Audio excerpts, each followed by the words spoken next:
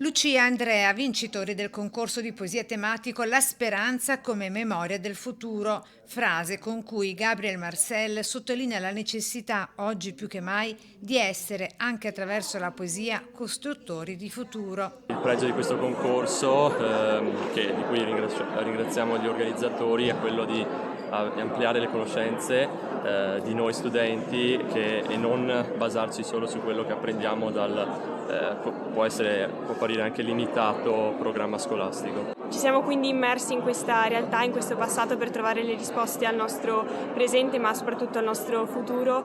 Poeti da tutto il Veneto e da tutta Italia riuniti in presenza a Venezia nei giorni scorsi alla Scuola Grande di San Teodoro dopo 2 anni di pandemia per festeggiare insieme la Giornata Mondiale della Poesia di Venezia con la 4ª edizione del Premio Nazionale di Critica Poetica Gino Pastega, dedicato al poeta e medico veneziano scomparso nel 2017 e promotore dell'omonima giornata. Le parole della figlia.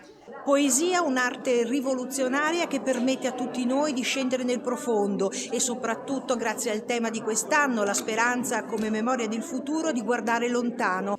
Premiati i testi realizzati dagli studenti del Liceo Classico Corner Majorana di Milano, del Liceo Classico Marcone di Conegliano e dell'Istituto Superiore Boscardin di Vicenza. Sono fiera delle mie compagne di classe perché sono riuscita a vincere, mettendo anche in risalto una figura femminile.